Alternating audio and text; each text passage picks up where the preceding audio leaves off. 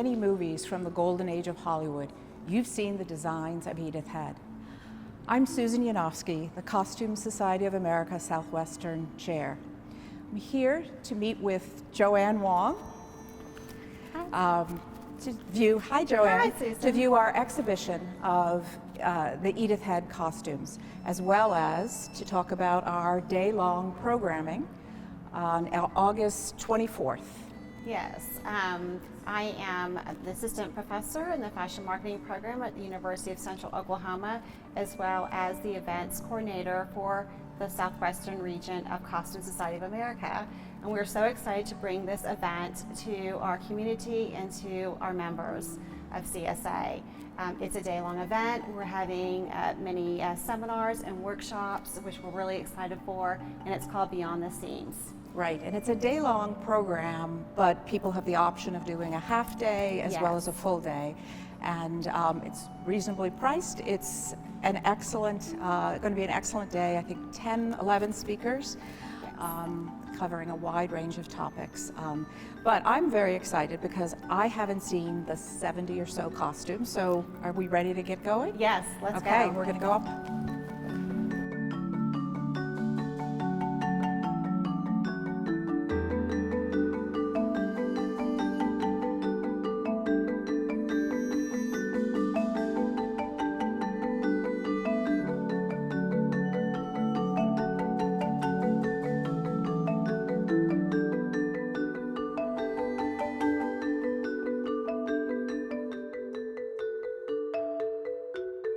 Hi again. I am sitting here with Annie Holt. Hi. She is a professor at the University of Central Oklahoma. Thank you so much for being here. It's a pleasure, thank you.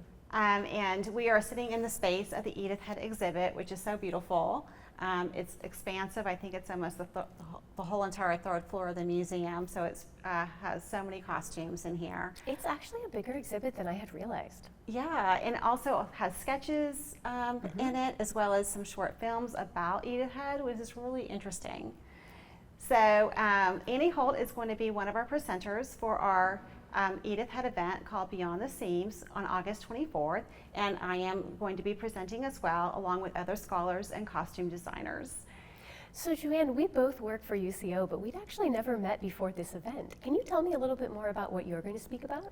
Oh, thank you. Yes, I'm going to speak about women in the silent film era. So I am a professor of fashion marketing, and one might ask, why would I be talking about women in film?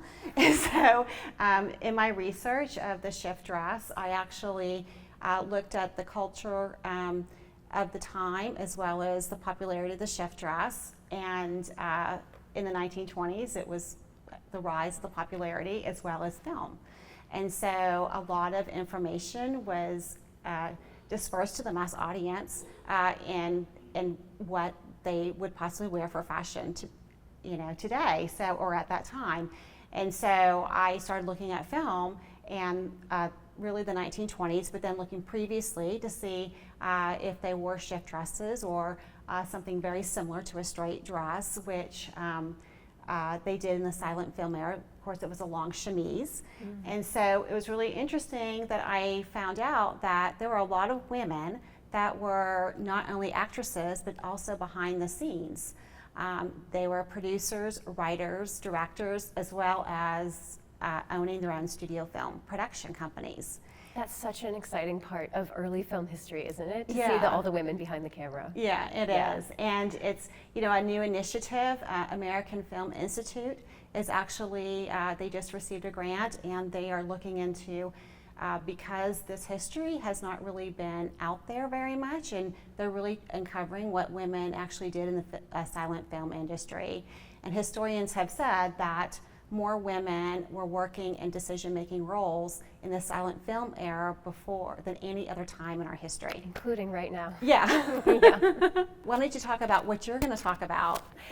So my name's Annie Holt. My PhD is in theater history, and my focus is on costume design history. My first book, which I know you and Susan have been so kind about promoting, looks at the changes in costume design between about 1880 and 1920. So what I'm going to talk about on the day of the event is the way that the end of that period, having seen a lot of upheaval in how audiences and artists thought about costumes, how that then translated into film.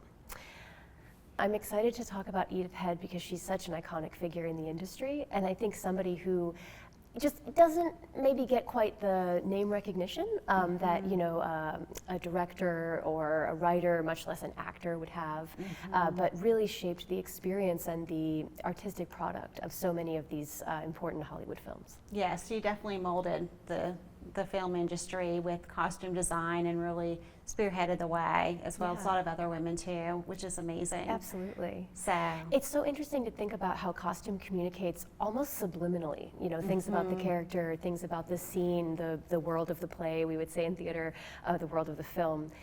And I think that audiences are excited when they can start to notice more of those details and become more aware of how any design elements, but especially costume, do shape our experience. yes, definitely. All right, thank you so much, Annie. Thank you. We're so excited to see you all at Beyond the Seams on August 24th.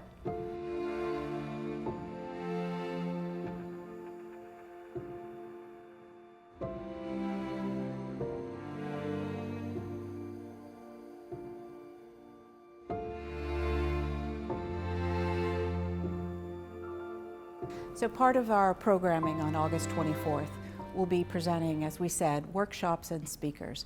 The range of speakers will be topics such as costume design in the Global South, including Nollywood, which is the Nigerian film industry. We'll be talking about Chinese opera, as well as hosting 3 workshops.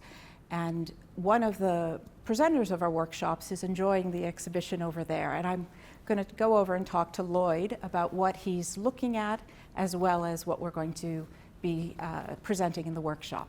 Hi, Suzanne. Hi, Lloyd. Hi. So you caught me looking at one of my favourite rooms for the Edith Head exhibit, even though the exhibit is astronomically wonderful. This room sort of means a lot to me because I remember seeing these costumes on television from these movies in my childhood and being absolutely amazed. And I think that's one of the reasons why I became fascinated by fashion, eventually costume.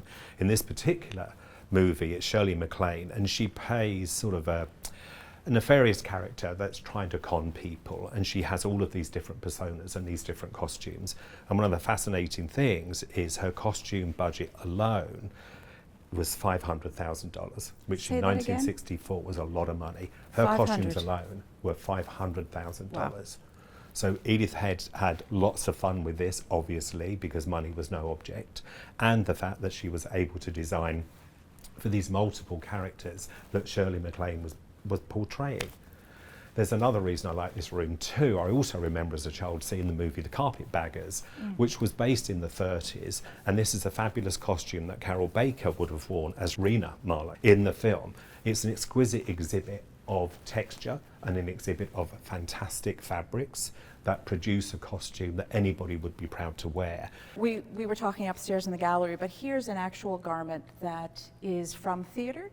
Do you want to tell me a little bit about this? This particular garment was built for Janet Gaynor, who was the first female to win an Oscar, and she played the role of Maud in a Broadway production of Harold and Maude.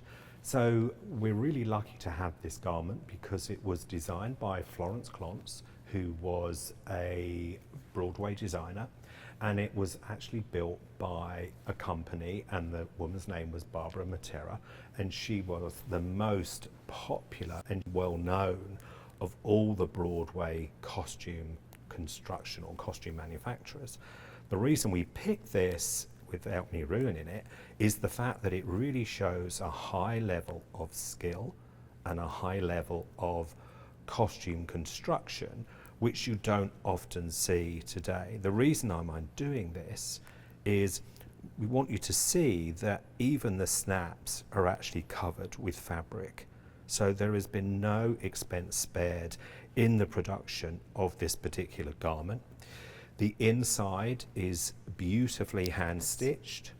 The fabrics themselves are dyed, so it's a particular colour to suit the particular performer. And as you can see on the collar as well, one of the things that's so interesting about this is the amount of hand stitching. When you look at these pin tucks, they're really beautifully done. They're close together, they're exquisitely done, and I think it goes to show the level of artistry and the level of design and the level of construction on a blue dress that's going to be seen from quite a distance away, but it's still important for the fit of the garment and for the garment to read on the stage, for there to be this level of commitment to the construction, both inside and out. The next garment we have is, part of the OU collection. We're lucky in the School of Drama, at the Helmrich School of Drama at OU, we have a vintage collection. And one of those vintage collections has a sub-collection, and that is known as the Benettoni collection. We had a former student who was in the School of Music and graduated in the early 1920s, and his name was Joseph Benton, and he went on to sing at La Scala, and his stage name was Giuseppe Benettoni. So when he retired in the 1940s, he actually donated his costumes to us. What we're hoping is giving the people that come to the special day on the 24th the ability to actually look at costumes that are normally only seen in museums. They don't have the ability to look at these costumes close up.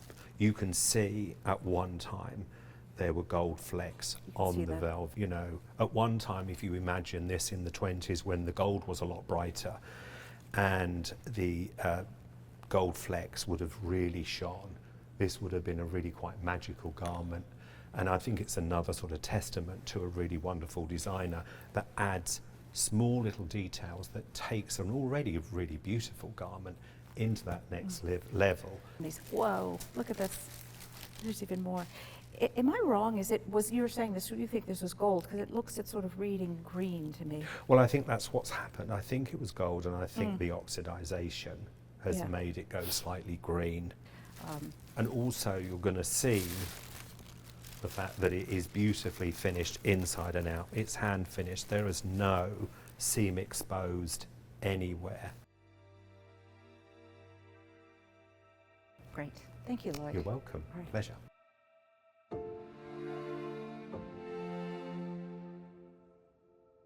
We just finished going through the collection, and which is presented by the Ann Lacey Foundation, for which we're very grateful. And the Costume Society, on the Saturday event we're planning, one of the highlights will be an interview with the collector who provided many of the costumes that you will see at the exhibit. Larry McQueen, based in LA, this represents, what he has presented represents about 5% of his collection, which is vast, and it includes many garments from the golden age of Hollywood. So you'll be able to enjoy, learn about what it is to collect, and some of the difficulties and pleasures with his interview. Yeah. Well, so please join us on August 24th at the Oklahoma City Museum of Art, located in Oklahoma City. The event is from 9 a.m. to 5 p.m., but for all day. That includes a lunch, or you can choose to come for half the day. And to register, just go onto the CSA website. There is a link there that you can register for all day or half a day. And it's also open to the public as well. You don't have to be just a CSA member. So it's really for anyone who's a film enthusiast, historian, loves costuming, filming, fashion. We talk about all those different aspects. So please join us. We're very excited to see you there. Yes, thank you. Thanks, Thank you. Joanne. Thank you. All right, see you then.